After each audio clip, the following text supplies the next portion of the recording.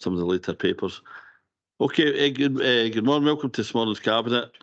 First of all, Christy, do you want to say that? Yep, thanks, Chair, and good morning, members. Councillor Douglas Reid. Yeah. Councillor Jim McMahon. Last question. Councillor John McFadden. Good morning. Councillor Elaine Cowan. Here. Councillor Maureen Mackay. Present. Councillor Ian Linton. Here. Councillor Graham Barton. Yep, here, thanks.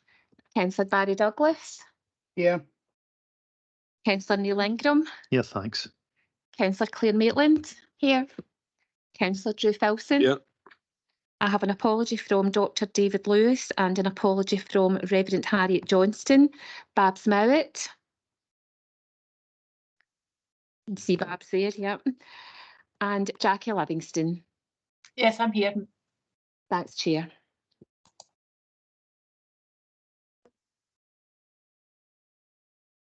Thanks, Christine. Okay. Sorry? Barry. No, I was just waiting. You're reading out declarations of interest. I was putting my hand up early. Okay, but by the way, Barry, declaration of interest. Thank you, Leader. For items 4, 5 and 6, whilst my employers don't have any active renewable energy sites in East Ayrshire at the moment, I will not take part in those items and leave. Thanks. Thanks, Barry. Maybe in terms of the parking paper, I know members have got some interest. That's what was, is it possible? I know some members have got interest in terms of local residency and in terms of season ticket issues. Is it possible to kind of maybe split the paper up so as we're at least quote it? David? I think just to clarify in terms of declaration of interest, in terms of the parking paper, the first of those proposals relate to the outcome of the review and changes and proposed changes to the parking tariff.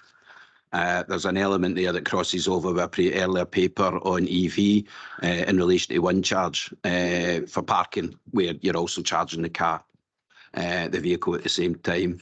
And then you have the second part of the paper is the review of Rugby Park. I think if it would assist members, I know there's been a bit of discussion around this in terms of the code of conduct and perhaps what maybe should be declared or could be declared. I'm conscious that when the EV charging paper, and that was the paper that established the principle of charging for that which had previously been free.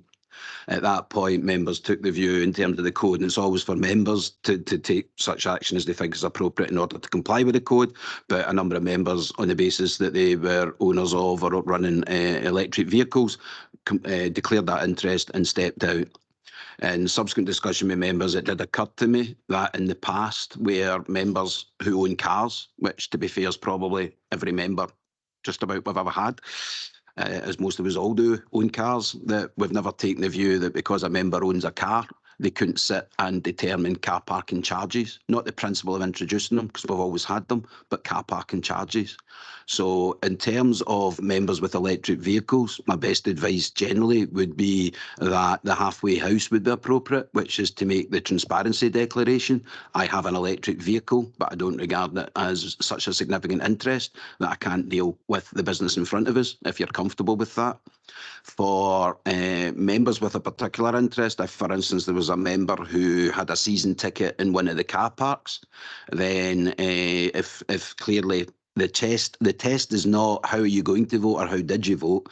The test on whether or not you should declare an interest is that objective test of whether or not the man in the street, the reasonable man in the street, you can find him, but if the man in the street knows all the information you have, would he be of the view that your interest would be likely to influence your consideration of the report in front of you?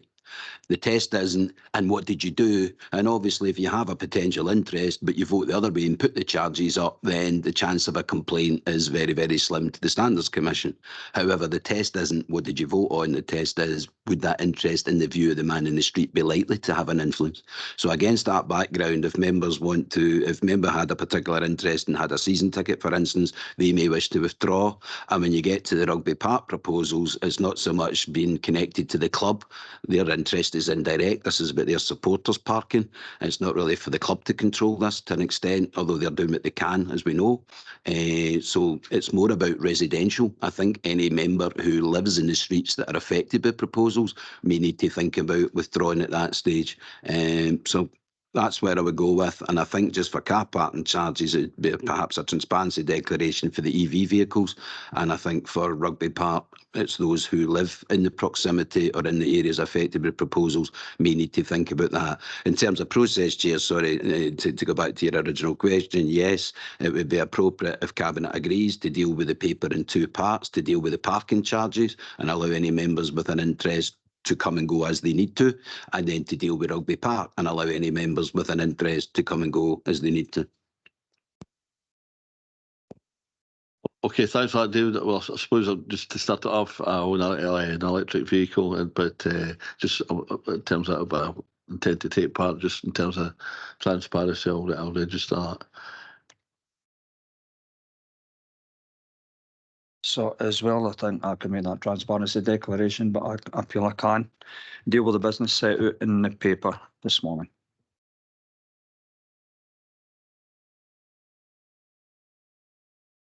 Barry?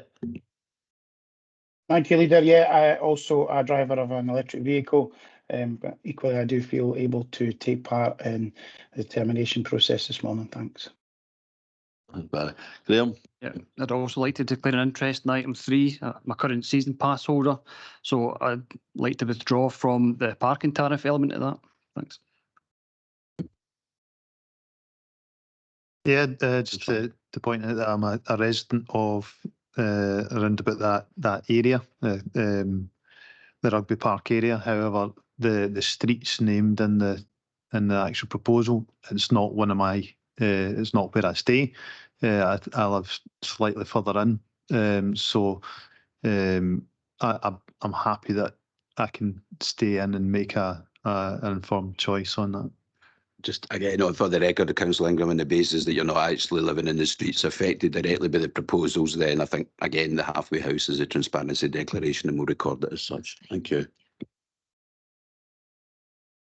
Okay, thanks. So, Dave, just to keep me right, in terms of the intention to take the paper in two parts, I need to say that, do we need to agree that just now? I think you've made the proposal. I think it's just making sure members are happy to proceed on that basis and just take the item 3 as it in its two parts. If folk are happy with that. Thanks. Okay, we're content with that? Okay, right, thanks. Okay, we go to item 2, and that's the E item for today. It's the appointment of teacher representative to serve on the council's decision-making structure. Thanks, Chair. But with apologies to the education representatives, given this is the only item and it is rather a procedural one, but it's still technically, obviously, an E item. Basically, the current teacher rep, or the recently current teacher rep, has required to resign for personal reasons. And we now just need to seek approval from Cabinet to trigger the next election by the teachers of their next teacher representative. The proposals in terms of the process, it's a standard process that we've used before, and it's really just the purpose of the papers to let Cabinet know we've had the resignation and seek formal authority to proceed with the election of the next teacher rep. Okay, I think quite straightforward. Can we agree that? Okay. And I believe that's the end of the items. Thanks, Jackie and Babs.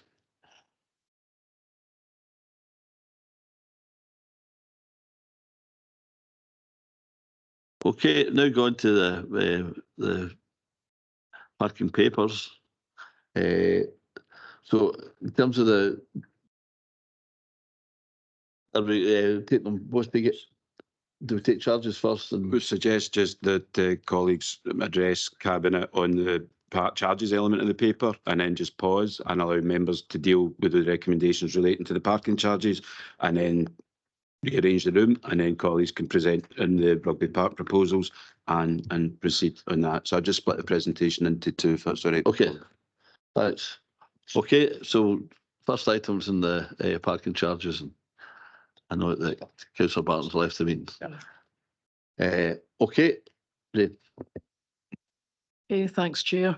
So the first part of this report then is looking at the Kilmarnock parking tariff review. And the purpose of the report is to seek approval to amend the parking tariffs which apply within on-street and off-street designated parking locations in Kilmarnock. The second part will look at the Rugby Park catchment area. So the recommendations in terms of part 1 of the report is that Cabinet agrees to replace the existing off-street tariffs A and B with a new tariff which is restructured to encourage greater usage through amended charges and the removal of several unpopular tariff points as detailed at paragraphs 27 to 35. Also to amend existing off-street tariff C by the introduction of a new 4-hour tariff point at the rate of £1.50 and an increase in the daily rate to £2 as detailed in paragraphs 27 to 35. To agree the reintroduction of Saturday charges during the hours of 9 AM and 12 PM in order to discourage all-day worker commuter parking and enable a turnover of parking spaces as detailed in paragraphs 27 to 35.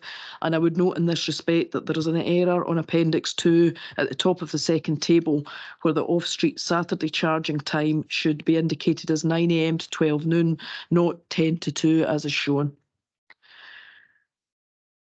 The next recommendation is to replace the existing off-street permit option with a new permit option available within the inner ring road car parks at a rate equivalent to a 60% discount as detailed in paragraphs 27 to 35, and to remove the existing permit options from the Foregate North, Portland Road and Morton Place car parks. The next recommendation is that parking charges be applied to EV vehicles which are parked within the car park EV charging bays, and to amend the existing on-street tariff structure by replacing the existing 15-minute tariff points with 30-minute tariff points as detailed in paragraphs 47 to 50. And lastly, for the first part of the report, is a recommendation to amend the on-street tariff charges first introduced in April 2017 with charges which reflect the higher demand as detailed in paragraphs 47 to 50. My colleague Barry, I'll give you some background to the recommendations. Thank you. Thanks, Jane. So in terms of the background to the paper, we've set out some of the history around the setting of charges and for how long they've applied within Kilmarnock. We've also set out the fact that since the on and off-street parking tariffs were previously amended in 2017 and 2019 respectively, the parking landscape has changed significantly and the tariffs haven't moved with the times. The main body of the report firstly deals with off-street parking tariffs, and with paragraphs 11 to 17 setting out the background to how the car park arrangements have evolved from a mixture of long and short stay facilities to the offer we currently provide. There are currently 3 tariffs which apply throughout the car parks, which apply daily rates of £1.50, £5 and £8, depending on the car park. We have also included some narrative around the existing free parking tariff, which applies to the car parks on Saturdays, and the challenges that this arrangement presents. From paragraph 18, we describe some detailed analysis we have undertaken to establish existing midweek parking trends, supported by a graphical illustration at table 1. It's quite clear that midweek parking sessions longer than 2 hours drop off, with only 15% of parking sessions lasting for 3 or more hours, with all-day parking sessions accounting for only 1% of that figure. There are 2 notable exceptions where facilities have been observed to be full to capacity Monday to Friday, namely Morton Place car park and formerly the Queen Street South car parks, which are or were subject to the day rate of £1.50. Observations also indicate there are various residential areas subject to all-day worker parking. So there is strong evidence to suggest that there is a demand for long-stay parking, and there is an opportunity to encourage more people to use the car parks if we set the tariffs accordingly, while still ensuring a sufficient supply for people accessing the town centre. We've also looked at the existing car park permit arrangements. Paragraphs 23 to 26 outlines how these have evolved and the issues which currently present themselves, namely the fact that despite the generous discounts on offer, there is little uptake. From paragraph 27, we have outlined the main demands for off-street parking that we seek to address through a range of proposals. The tariffs need to be amended and restructured to accommodate current demand and encourage greater and/or longer usage. We want people to stay for longer and make better use of the town centre offering. We need to identify alternative midweek town centre worker parking to account for the loss of Queen Street South and to encourage people away from surrounding residential areas. The demand for this type of parking clearly still exists as we see more and more workers returning to office-based working. We need to encourage a greater turnover of parking bays within the inner ring road car parks on Saturdays to support access to the town centre businesses. And the current complex and historical permit system is in clear need of overhaul to encourage greater uptake. The resultant proposals relating to off-street parking are described at paragraph 34, and these are outlined. These outline a range of modest tariff increases and a range of decreases, along with proposals to overhaul the existing permit system. In the next part of the report, we have turned our attention to the on-street parking setup, where we have also carefully analysed on-street parking data and set out our findings in paragraphs 36 to 46, which include further graphs in support of this analysis. Key points to note are that payment trends are clearly influenced by the payment type, i.e. coin or card. Our observations show that the largest percentage of coin payments are made using £1 or £2 coins, regardless of the time required, and the fact that there is no current corresponding tariff point for these payment amounts. There are also noticeably fewer payments received for the higher tariff points. Conversely, card payments tend to generate payments which are more influenced by the actual amount of time required as opposed to available change, and the payment trends indicate that people paying by card are more inclined to purchase higher-end tariff points. There are also clear trends relating to the fact that several of the existing 8 tariff points are unpopular and a more condensed offer should be considered. So having carefully considered matters, we have identified 3 main demands for on-street parking that we seek to address. As stated in paragraph 47, the tariff structure needs to be simplified. Tariff points need to correspond with the most popular coin payment types, and on-street parking should continue to be regarded as short-stay premium parking, with motorists encouraged to utilise the car parks for cheaper and longer-stay parking. As such, there are 2 main proposals relating to on-street parking described at paragraph 48 and formally set out in the recommendations. I'm happy to pause there, Chair. Thanks, Barry. Just a lot of work out into this, and it's just isn't. I mean, some of the stats coming out of this is just quite incredible. Interesting that folk will know part of our coins, but just when you put it to plastic, there just seems to be a bit more relaxed about that, and I think that's just an indication of the times that we're living in.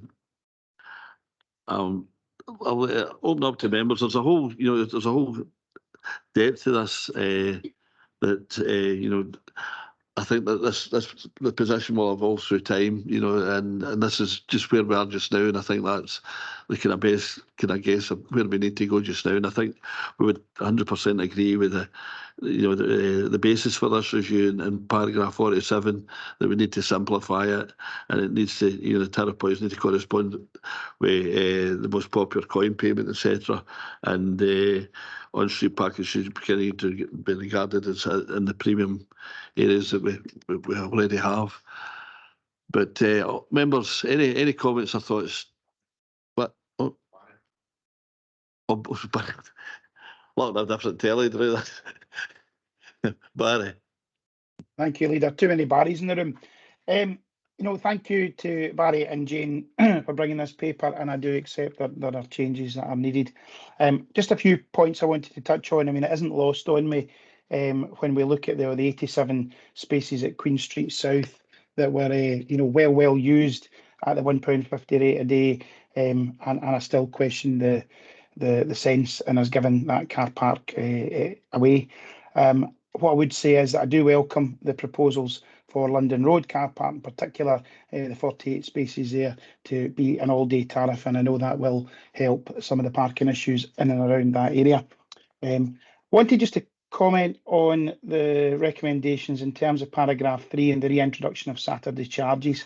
I do think we do need to do something to prevent that the parking all day and leaving leaving their cars all day and maybe commuting elsewhere, even on a Saturday. I think that is an issue, without a doubt. However, I do have concerns about the impact on the viability of the town centre anyway. So making sure that we have discussions with our traders and shoppers to make sure that they, you know, are content with us and can see the benefit to it, I think is something we should do. So I think I would want to amend the recommendations, certainly at paragraph 3, to say that we would do that for a trial period, maybe 6 months, to allow us to come back to Cabinet with some feedback in terms of what the turnover's like.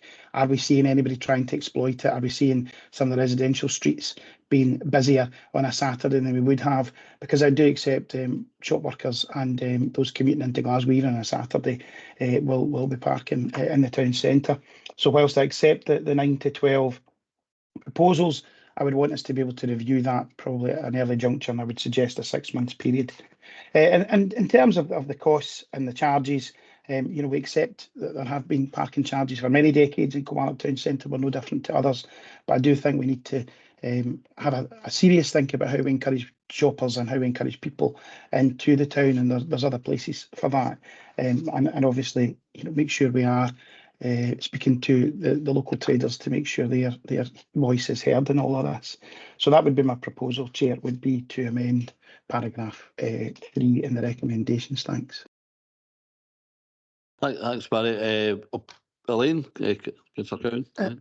Thanks, Chair. I'm supportive of the principle of the paper to standardise and condense some of the parking tariffs, but just on the point of what Barry was saying, I would go further than the retailers. I think we need to take a deeper dive into our town centre users and what our current users are, and also some of the future plans that we have with some of the big projects at the Grand Hall, the theatre, the Infinity Loop. So the landscape is changing. So some of that future proofing would be good to get into. But obviously, it's not for today's paper, but that kind of deeper dive discussion maybe sits better with the Kilmarnock Strategic Group or perhaps a new town board. But I think there's definitely an avenue there to look at the wider discussions around about the car parks and town centre usage. So I would agree with the recommendation of Councillor Douglas for that amendment to recommendation 3. Yeah, I think there is a need to, you know, in principle, I don't know if 6 months is the right one. There's a definite need to. There's big changes afoot, and you mentioned them all, Elaine. But also in terms of, you know, what these changes in charges will do to the EV spaces and stuff like that. So you know, I think we will need to come back to them fairly soon. I don't know if 6 months is enough, or maybe it's 12 months. I'm not sure. Maybe take some advice from officers, but there's loads of things going on just now that's going to, you know, the impact of the new bus station as well. There's as well as the Grand Hall Palace Theatre and future plans for, you know, the civics and all the other properties we've got in the town centre. You know, we really want to make Kilmarnock a vibrant, attractive place for people to come to, and that's something that we're really doing a lot of work within the strategic group and the town board. And you know, I think certainly that's maybe something to put on the plate and consult with them as well as the retailers and the public.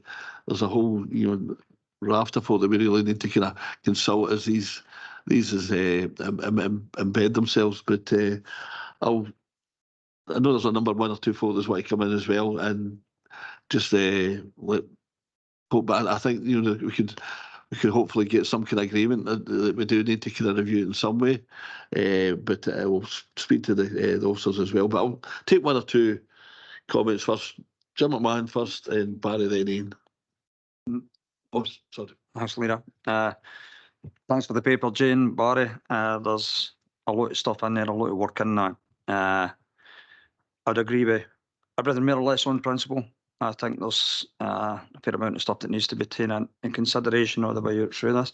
And I think for the EV introduction of parking charges for the EV cars, I think it's probably the right thing to do. And I did take into consideration that there is on the peripherals charges available that's outside the town centre, and it's within walking distance for folk to come in the town centre. So they'll not implement that charge, and bearing in mind where it is possible and where we do have charges at home, it's probably cheaper to charge your car at home, and we're probably looking at through traffic that's going to be using the town centre to charge their cars. But bearing in mind that there is other options just on the peripherals of the town where we don't have them, and after 5 o'clock it would be free as well. But in saying that as well, and looking at the our bigger aims with the Infinity Loop and reducing our emissions through climate change and alternatives to travel into town, I think it's important that we take note of that as well.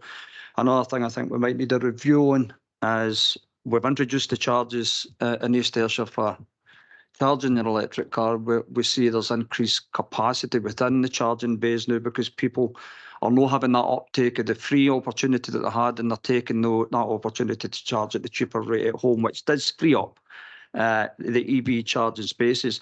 So it might be worth a review of how in the town centre they are occupied over the next 6 months to a year to see if there is potential maybe taking some of them back into normal, I would not cry ICE vehicles, parking spaces, as opposed to EV, just in case there is an overcapacity there within the town centre only.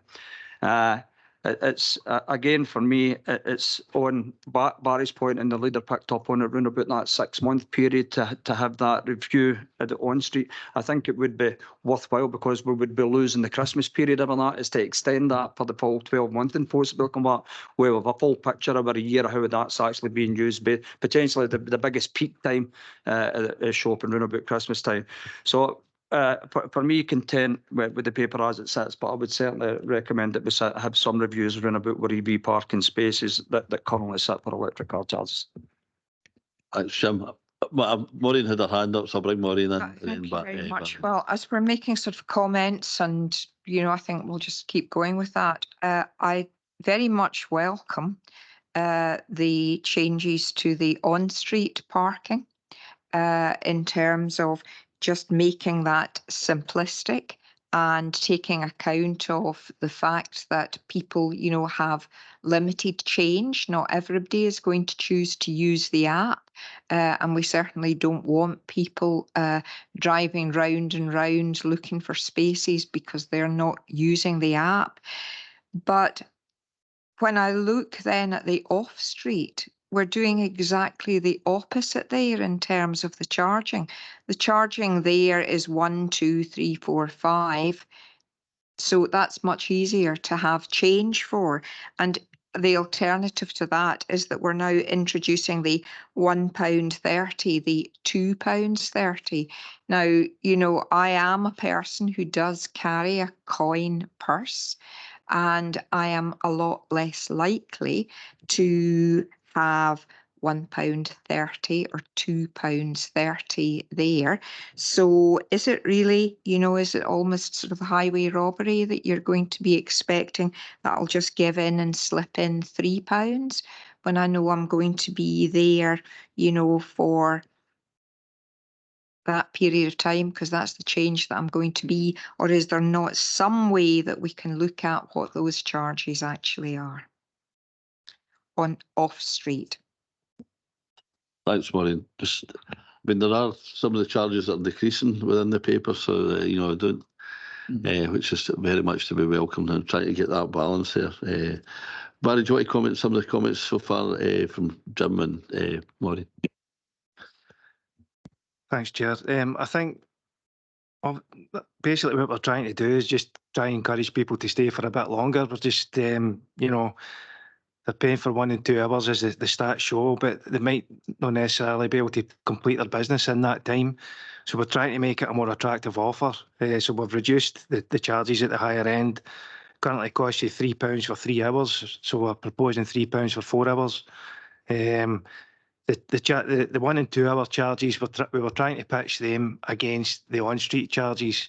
So we will try to make it cheaper in essence to park for 1 or 2 hours within the car parks, encourage people off the streets and free up those on-street parking bays. So that was the reason why we went for those proposals.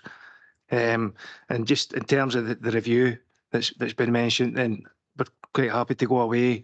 I think it would make sense to maybe even have a look at a town centre strategy for parking, just to look at all the various demands and bring that back to Cabinet. Thanks, Barry. Other Barry? Ian. Oh, Ian's first. Ian's actually first. Yeah. I can't. Cheers, Dougie. No, I welcome the paper. I think the content is good. I think the standardising of fees and bringing things together is a good idea. Also welcome the new car park at the centre stage, Command Academy, and also the Tory Club. I take Barry's point about Queen Street, but I think that was tied in with attracting a retailer. So I think that was, you know, the reason for that. But it brings me on to my main point, is that, you know, we've done well in introducing new car parks to offset the loss of the multi-storey, but we still have the land at the back of the former post office. I think that would be a welcome addition to the western approach to the town centre if we could get that one up and running as soon as possible. Thanks, Ian. Yeah, I'd agree with your comments. And the London Road car park ahead of schedule, and a number of us have taken advantage of that. But it's good to see, and that actually takes the way that works out. It's taking a lot of the west, you know, the traffic coming from the east, and it's, you know, people aren't, you know, if they're coming from that direction, having to go around, do the circle around the one-way system to try and find a parking space, and that maybe help some of the congestion issues. Barry. Thanks, Leader. Just a point I hadn't mentioned, and it is connected to this paper, and perhaps can ask officers to go away and have a look at this, because I appreciate Jane certainly wasn't in post at the time, is that obviously we did have a residents parking consultation that happened, and I think we went into 2020-21 with nothing that sort of came back to members other than we need to have a look at this after the kind of fullness of time after COVID. And I just wondered if there will be any proposals that we will look at a wider residence parking permit scheme again, or is that basically kicked into long grass and done? Thanks. Thanks, Barry. Claire? Yeah, thanks for that, Barry. I was just about to come in myself. And then when Elaine talked about a wider consultation, not just to the retailers, but to restaurants, even people at Above Adventure, the Galleon, you cannot leave the residents out of that equation. The displacement, I mean, we live in town, we know it's going to be difficult to park, but you have to make us part of that equation in there, because it's getting harder and harder to live in there, it's getting harder and harder to park. But I appreciate the paper, I think paper's good, I think charges are good, but the flow is the problem, and hopefully the flow around town will be helped with the charges in the off street. We can't go back to park and rides and free parking, just for people to go to the train station, bus station and leave their cars sitting there all day, including in the residence streets as well. So I think the weekends definitely are becoming busier and busier, especially with the success that's going on at Rugby Park just now, which I know we're going to go into in a minute. But yeah, we have to ask the residents if we're doing a wider ask of all the other businesses as well. Thank you. Thanks, Claire. Maureen? I agree with what Claire's saying in terms of including the residents. I think that's really important. But again, remember, we have a lot of onward travel from Kilmarnock to Glasgow. That means that streets in South Craigs, streets in Fenwick are increasingly experiencing the problems that is happening within the town centre of people actually leaving cars. So again, I think we're probably just flagging up for Jane just what the complexity of this picture actually is in terms of, so if we are making moves that are affecting people leaving cars within the town centre, then that behaviour is dispersed into Beansburn, where part of the bus route is, into South Craigs, and then on to Fenwick, where it's now very accessible because of work that has been done by us to be able to access the X76. So again, I think we need to look at parking in that widest sense. No, I would agree, and I would add the rail to that as well. You know, there's more and more people inclined. I'm quite sure I'm guilty of it myself for park and ride in Kilmores and also Stewarton, because you know, in terms of Kilmarnock railway station, we don't have a great capacity in terms of park and ride up at, you know, what's becoming a busier and busier station.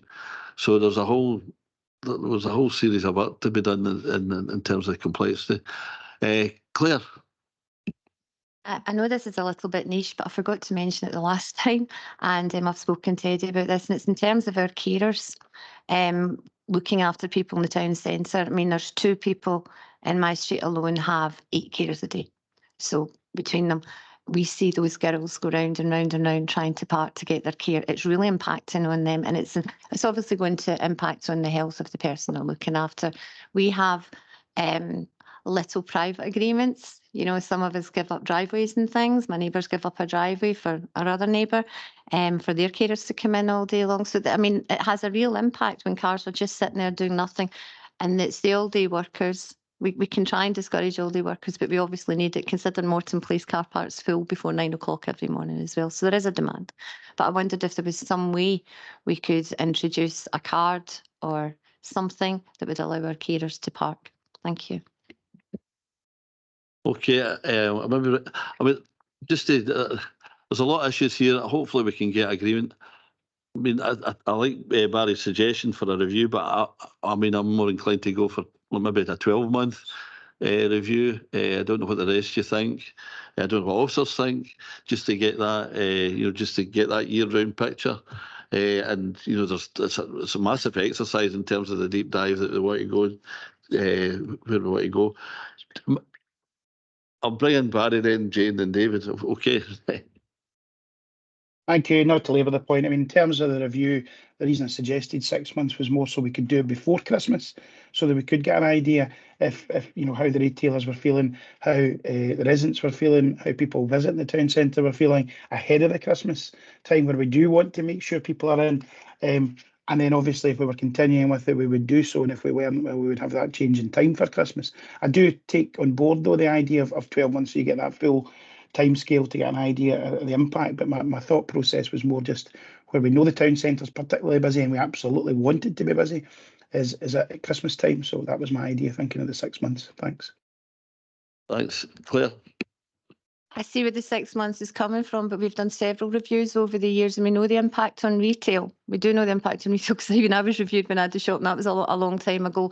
And the cheap park and the all-day parking, it impacts. It goes straight into the till. We know that. They do parking rides. So I see what Barry's saying about the 6 months. I agree what you're saying about the 12 months, but we already have information available to us. So just to put that out there. Thank you. Thanks, Claire. I mean, I think, if the case, there's different circumstances this year. We've got the pantomime isn't in the town. We've got the palace and the grand. You know, and if we need to make alternative arrangements, we could come to it. I know we've got officers champing the bit to us. I've shut up. And Jane first, then David. Yeah, certainly not an issue to do a review. I think 12 months, personally, I would think that's a better time frame for doing a review. It gives better, a all year round look at it. It gives other things a chance, the Green Street car park coming online, etc. It gives a better opportunity to review it in 12 months, I think. Parking strategy review, Barry touched on. I think it sounds to me as though we maybe need to go down the route of getting an overall parking strategy review commissioned. We would probably have to bring in consultants to do that and look at the whole issues across the whole area as a wider picture. So we could certainly look at that as well. Thanks, Jane. David? A couple of points to you, but on that point, I think you would need a minimum period of around 6 months for impacts to be felt and arrangements to bed in. So it probably makes sense to start a process after that, given the appetite to include all the different interest groups that have been identified during the debate. Then that in itself will become an exercise. It was just to flag up that should at any point it become clear that an alternative approach for Christmas, wouldn't be the first year the council's made a temporary arrangement.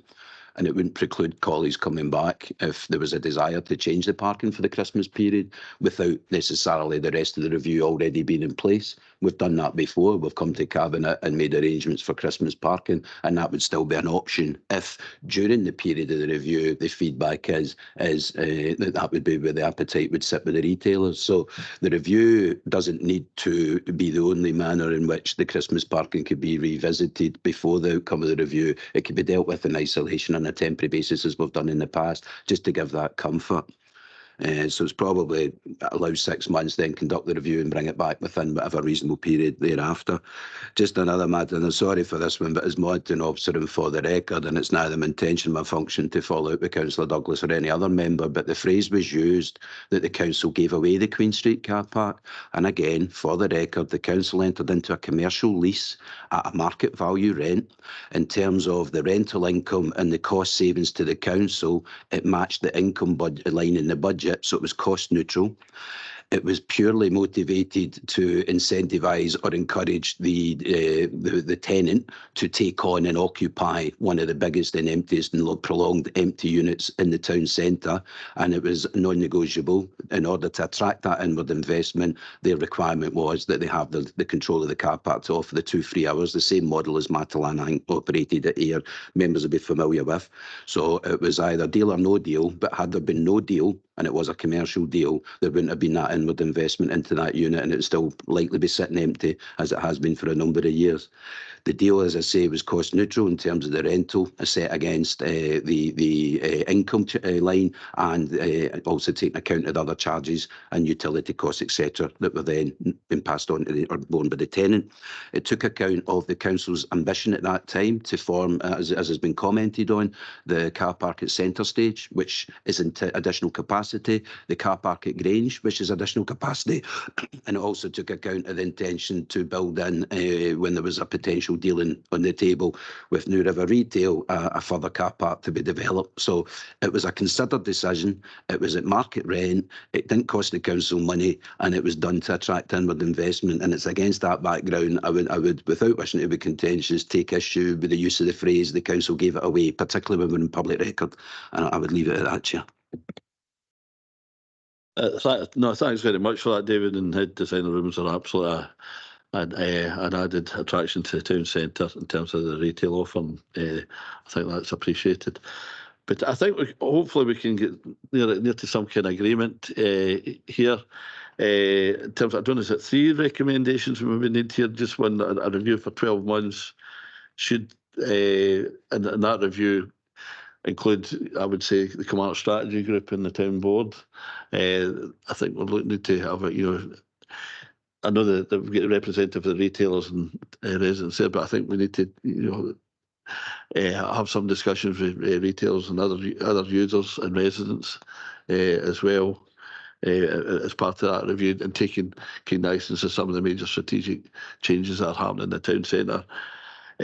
Something just in terms of Barry's point about the if we need to make changes for Christmas, that we'll do it if required, and I think that's very much it. Okay, is everyone kind of content with that? Okay. Right, thanks. Okay, can we just bring Councillor Barton back? Oh, sorry. I'll just be clear, members agreeing, apart from that, recommendations 1 to 8. I agree to the rest of the recommendations. Sorry, like I said.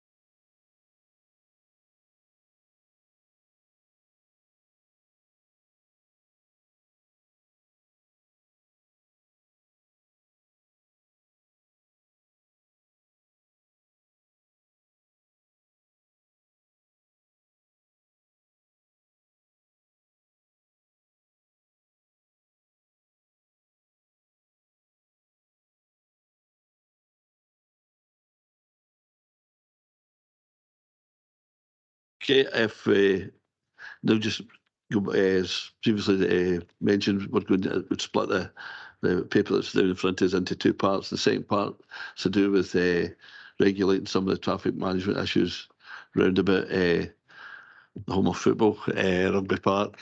Jane. Thank you, Chair. So the second part of the paper is to review a review of the Rugby Park catchment area parking restrictions, and the report considers ongoing issues created by indiscriminate parking within the Rugby Park catchment area and sets out further recommendations designed to tackle these ongoing road safety concerns. So recommendation number 9 is that Cabinet notes the officer's report relating to indiscriminate match day parking within the Rugby Park catchment area as detailed at paragraphs 53 to 70. Recommendation 10 is to instruct the head of roads to implement permanent changes to the existing Rugby Park parking scheme to address ongoing parking issues and to otherwise note the contents of the report. And as before, Barry will give us some background into this one. Thank you. So paragraphs 53 to 70 deal with the parking controls associated with match day parking and ongoing issues associated with indiscriminate parking within streets not currently subject to the restrictions. As outlined, the scheme introduced last year has been monitored to identify amendments or additions, but for the most part it is noted that the new restrictions have been well received and serve their purpose. However, there would appear to be issues which are particularly acute within the Westmere estate, and we have detailed temporary arrangements we have implemented which will hopefully ease the pressure in these areas in the short term. That is the implementation of a temporary traffic regulation order. There is also some detail on further measures being progressed, such as the creation of new parking assistant posts to support the role of the parking attendants. At paragraphs 61 to 70, these consider options relating to a permanent solution, and we have considered the option of a match day exclusion zone. The report explains the fact that we conducted a small trial scheme in the 2018-19 season, and the resultant challenges which presented themselves, along with further details on the issues we felt at that time deemed an exclusion zone untenable, are further detailed. In particular, there were concerns about how such a scheme would operate and the area it would have to cover.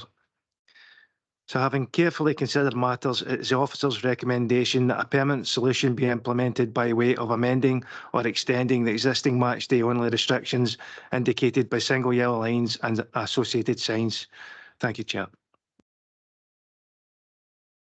Thanks very much, Barry. Again, this is a kind of fluid situation. We've seen paragraph 53 in terms of safety.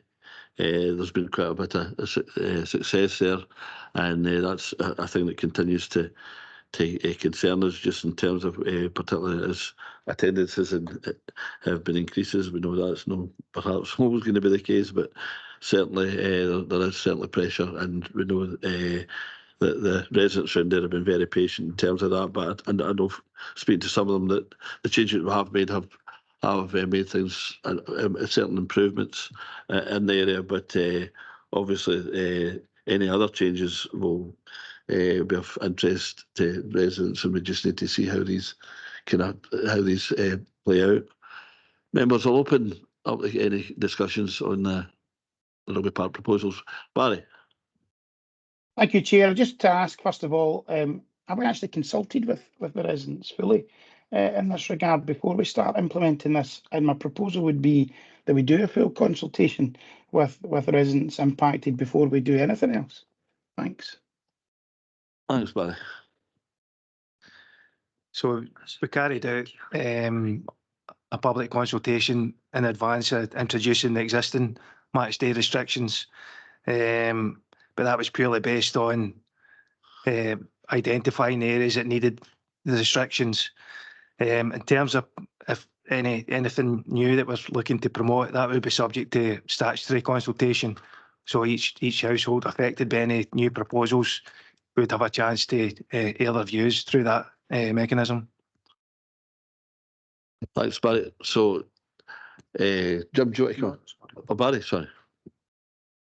No, so just on that, we obviously, and I get the statutory process in terms of any changes in terms of TRO or anything else, but if we've gone out to public consultation on the first set of proposals, and we've used that feedback and we've created what we've got now, but we're looking to extend it without further public consultation, just seems wrong to me, and I would rather that we went out and properly consulted, before we actually go forward with this. Thanks. Chair, it would be a matter for members, but as Barry Kamara has confirmed, and as members are aware, what's really been sought here is authority to implement the additional recommendations through a further traffic road order. and there is a statutory process for that. So what's really been put forward, and it's for the Cabinet to decide, is whether or not there should be an informal round of public consultation to inform a decision whether to then initiate a formal statutory consultation in order to deliver these changes. So it may feel like that's 2 rounds where one is required, both legally and as a minimum. So it's just to clarify that I think what Barry was saying is last time round the consultation would have been through the TRO process to deliver the current arrangements, and what's been asked for is a level of informal public engagement to inform the formal statutory consultation. Members will have their own view on that, but it may feel like duplication. Thanks, Dave.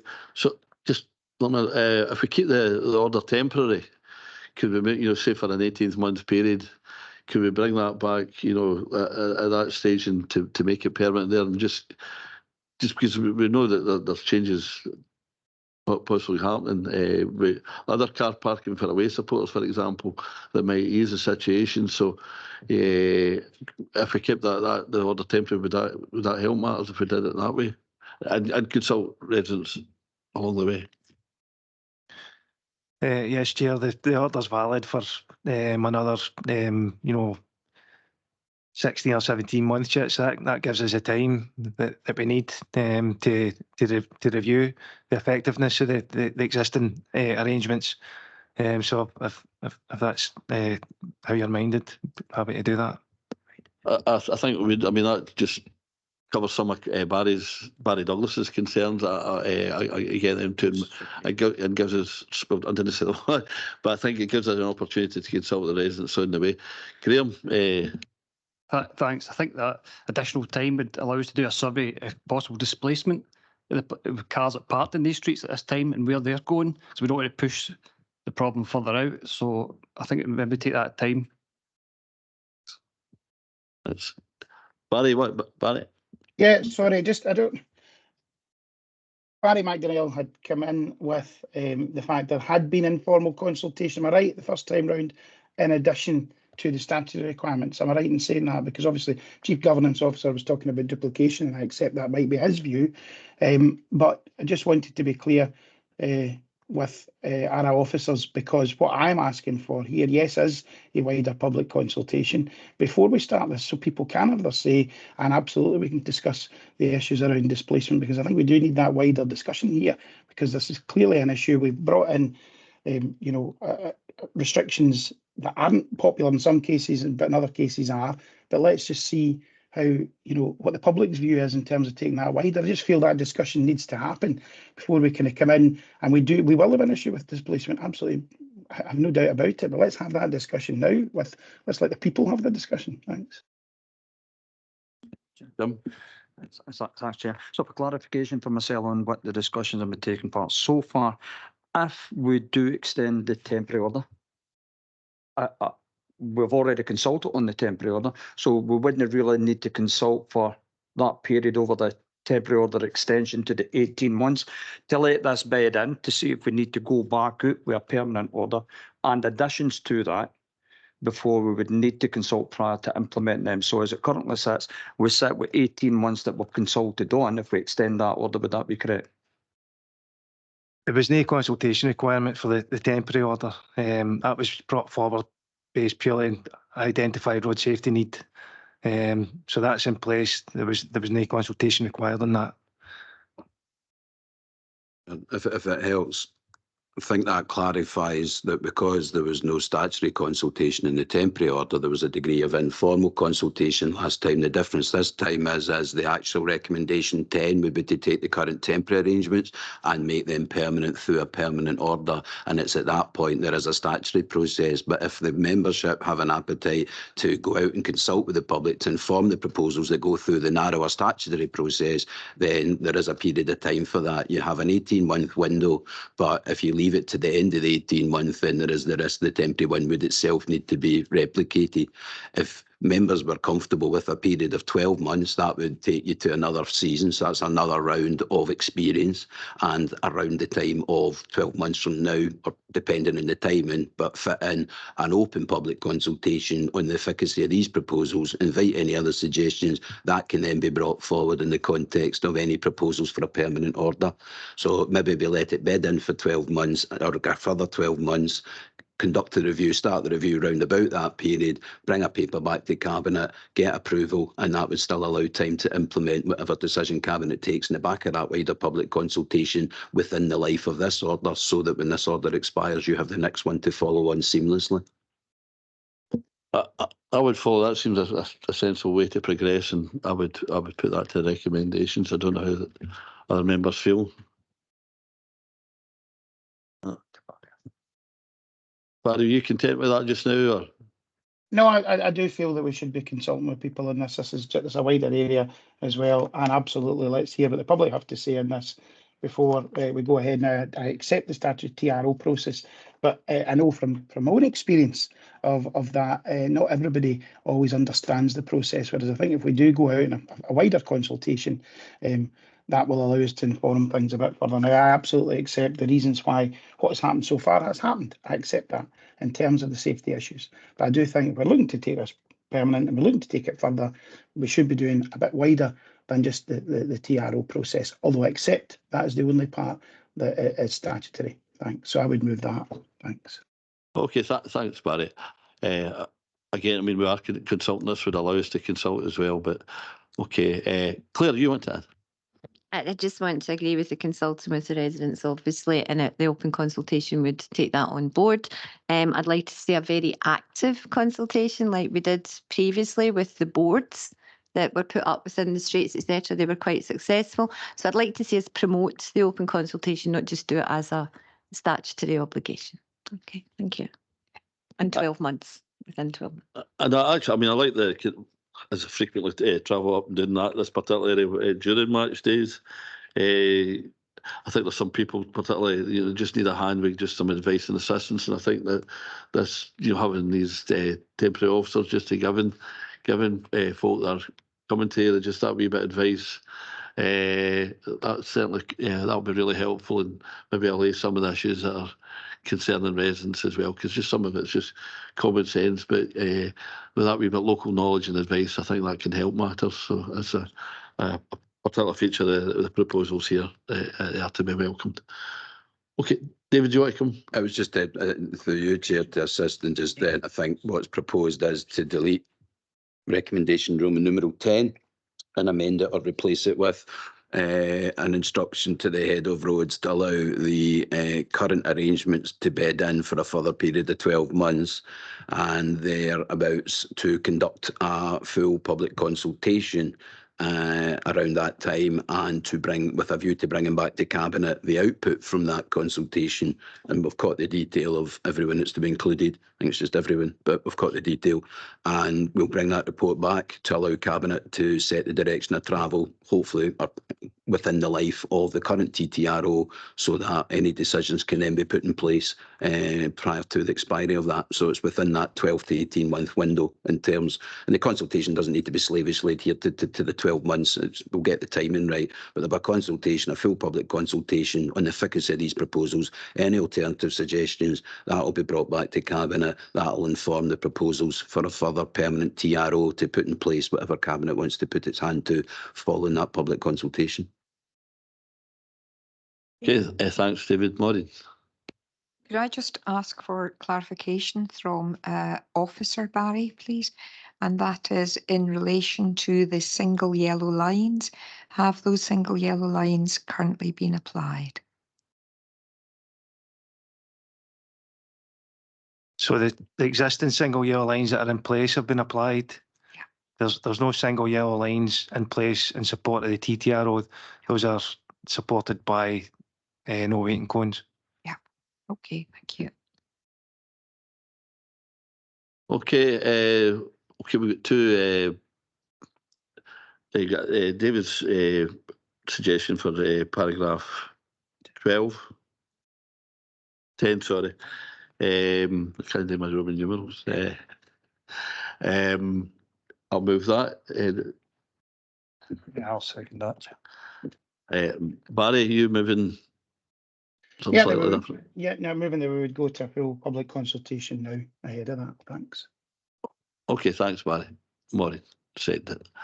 Okay, we'll go to the vote on that. Yeah, I'm not sure, but I'm not. No, carry on. The proposal I made to amend recommend 10, at the end of the day, it's not my proposal, it was to capture what I thought was the discussion and it included the full public consultation. Yeah, that's So what you've moved and Councillor McMahon seconded included that element of public consultation. I'm not sure where the difference lies unless it's on the timing of that. And if there's a view in that, then Cabinet should give colleagues a direction as to when you want that consultation to take place.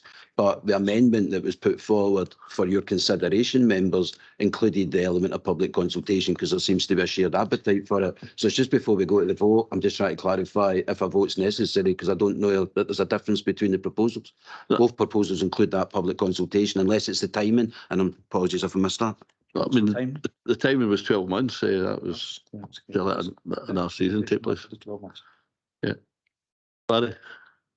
Absolutely, as down to timing, I think we should do that consultation now ahead of anything. I get that the proposal that as amended is that we would do it in 12 months. My proposal is we do it now.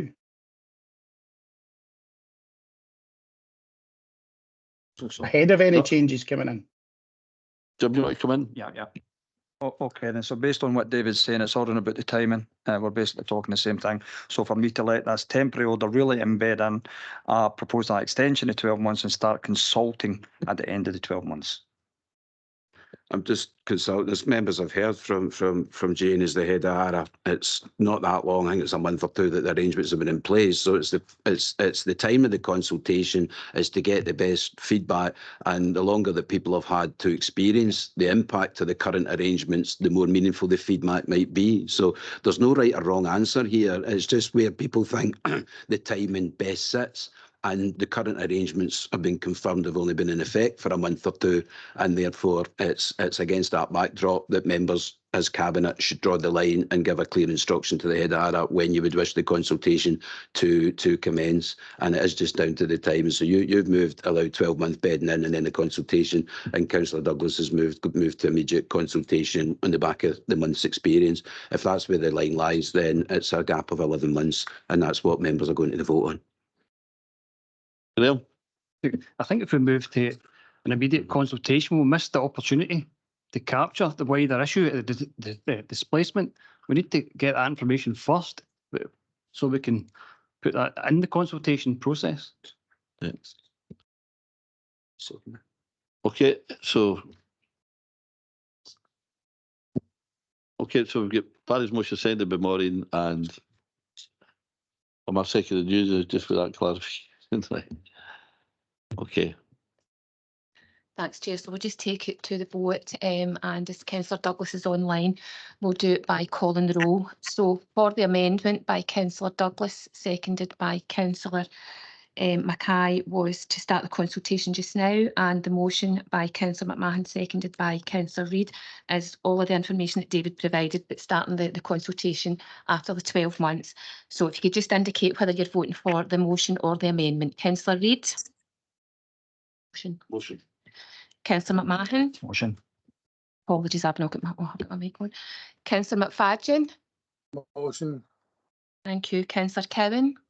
Motion. Councillor Mackay? Purely amendment. Okay. Councillor Linton?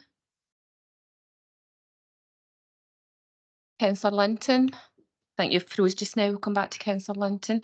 Councillor Barton? Motion. Councillor Douglas? Amendment. Councillor Ingram? That motion. Councillor Maitland? For the motion. Councillor Filson? Motion. Thank you. Councillor Linton, can you hear us? No. So in terms of the vote, I can confirm that the motion has been carried by 1, 2, 3, 4, 5, 6, 8 votes to 2. Yep. Thanks, Chair. Thanks, Steve. Okay, now going to item 4, which is Development Plan Scheme 2024. Who's introducing that? Sharon? Barry's stepping out.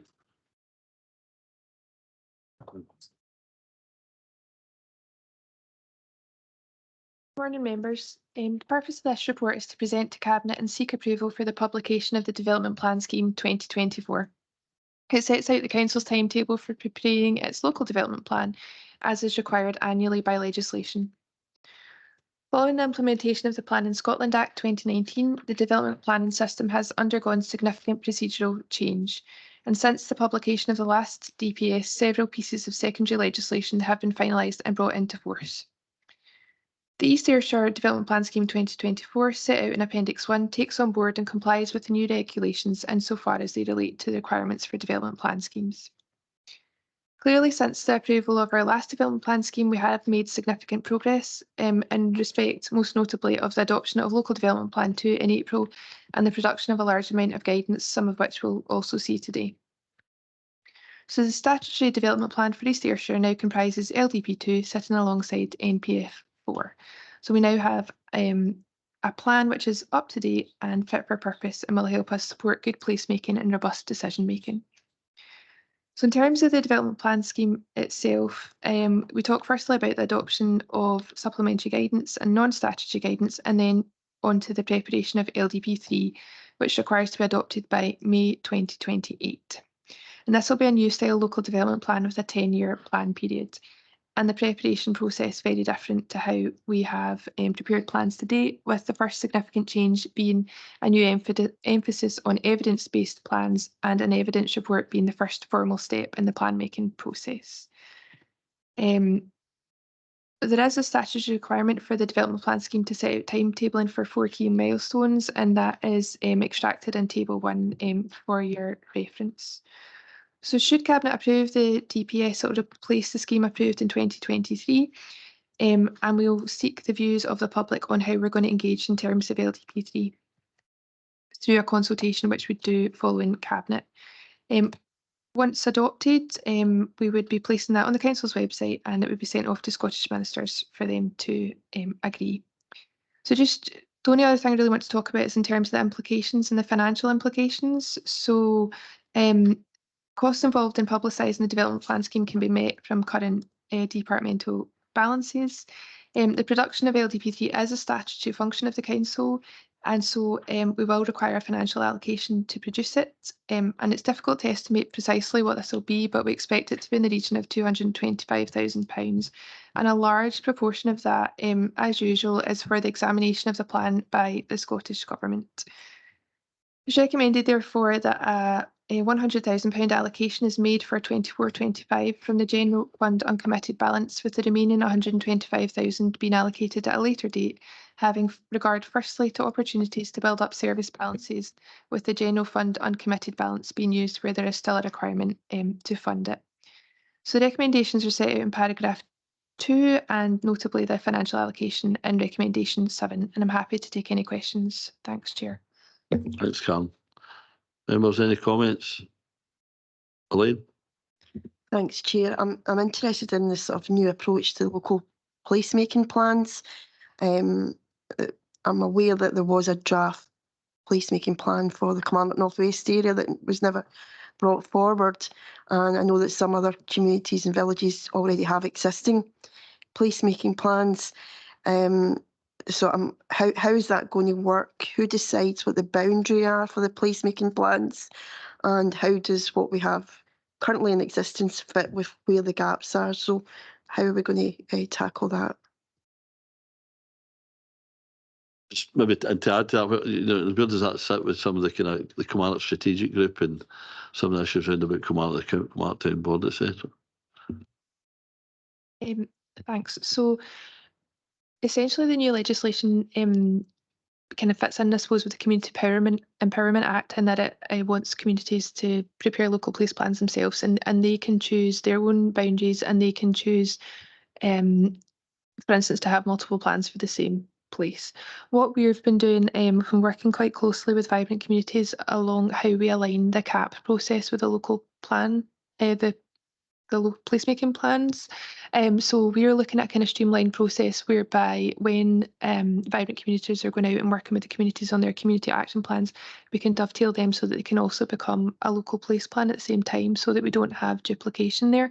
So we're working closely with all the community workers there who will in turn work with the communities. In terms of the existing plans, like all supplementary guidance associated with Local Development Plan 1, those have fallen as kind of statutory guidance, but they can still be material considerations in the assessment of the planning applications.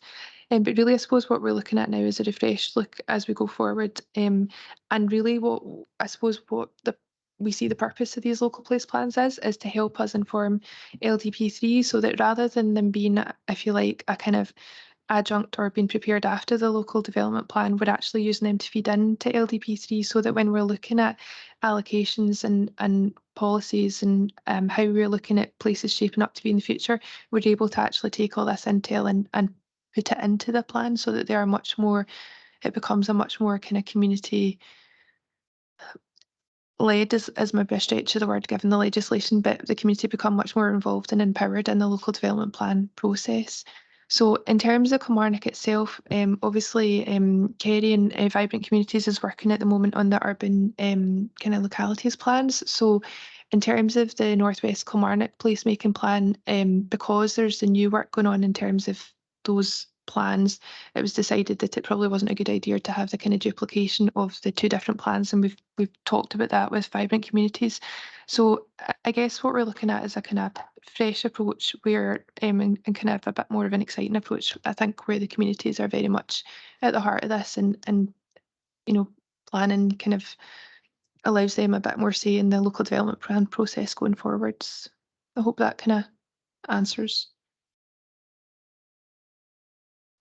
Yeah, just what Karen's saying there, basically on the community wealth building. We're very conscious of that. We're not duplicating things. There's quite a few community action plans on the go just now, so we're taking that information back and then trying to put that into the place-based thing as well. So we're really conscious of that duplication and over consulting people basically, and giving the community their say. Thanks, Ray. That's helpful. Karen, do you want to come in and that'll break out some Maureen? Yeah, I mean, essentially what we're going to do is dovetail them so that we're not going out to consultation several times on more or less the same thing to fit in with statutory processes, and we don't need to do it the same way now that the local place plan legislation's in. So we've basically sat and got a really streamlined process where they will go out to, it will be essentially Vibrant Communities that are leading that consultation. We'll do it once, we don't need to do it several times. It becomes the same document. It's not two separate documents anymore. It's basically a map that sits within the CAP. So it's all, much more cohesive to the communities.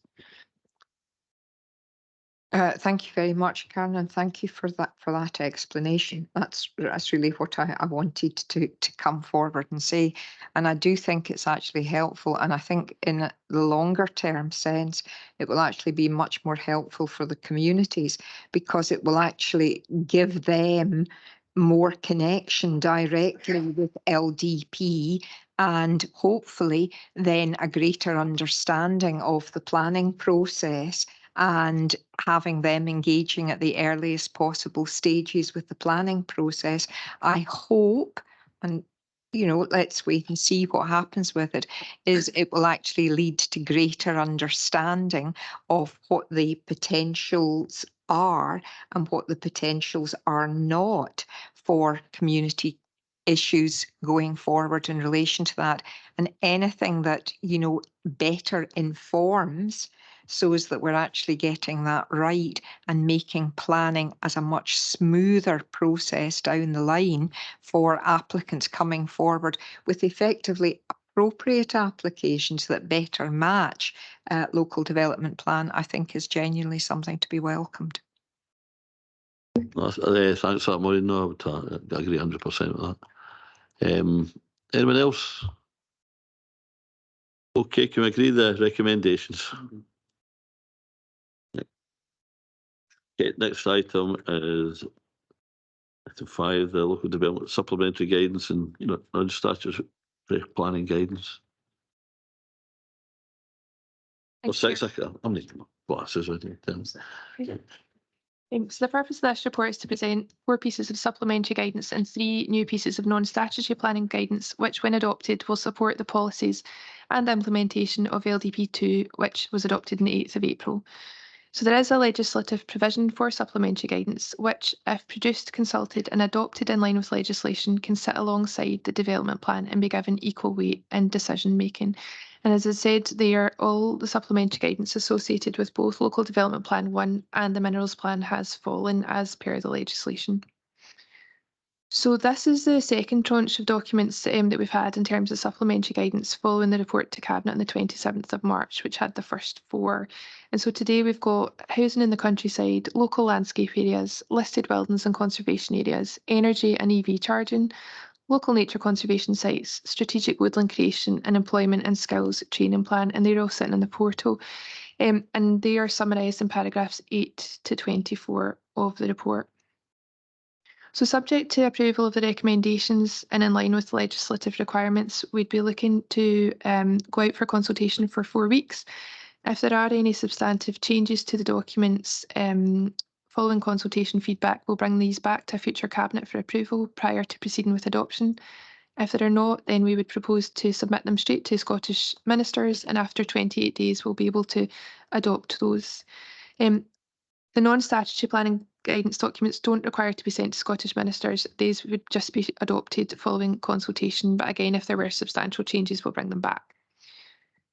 So in conclusion, essentially, when adopted, these documents will provide greater clarity to applicants, decision makers and other stakeholders on how parts of LDP2 will be implemented. The recommendations are in paragraph 2, and I'm happy to take any questions. Thanks, Chair.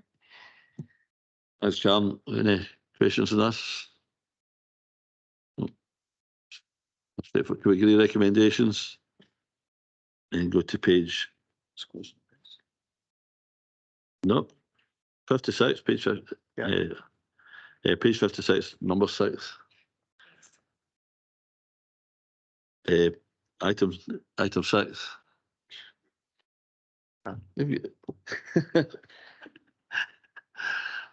Apologies for the confusion. Okay, back to you again, Karen. Thanks, Chair. So probably the most simple of the reports, and this is to present Cabinet 14 pieces of non-statutory guidance, which were previously adopted to support the East Ayrshire Local Development Plan 2017, and recommending that Cabinet agree to re-adopt the documents to support LDP2. So Table 1 sets out the 14 pieces of guidance. These were previously published for consultation and adopted by Cabinet. In terms of LDP1, we've reviewed them all to ensure they reflect the up-to-date policy context, and we've not made any other substantive changes. So we consider that there's no need to reissue them for further consultation. And also, just in terms of that, the non-statutory guidance doesn't need to legislatively go out for consultation. So in line with the recommendations in paragraph 2, subject to Cabinet approval, we'd post the updated guidance on the Council's website, replacing the previous versions. And for completeness, we'll email all interested parties to advise them that the policy documents have been re-adopted. The recommendations in paragraph 2, and again, happy to take any questions. Thanks, Chair. Thanks, Karen. Any questions? It's quite straightforward. Can we agree recommendations? Okay, going to exclusion of press and public. And item 8, the finance and ICT. Apologies, Chair. Can we just wait to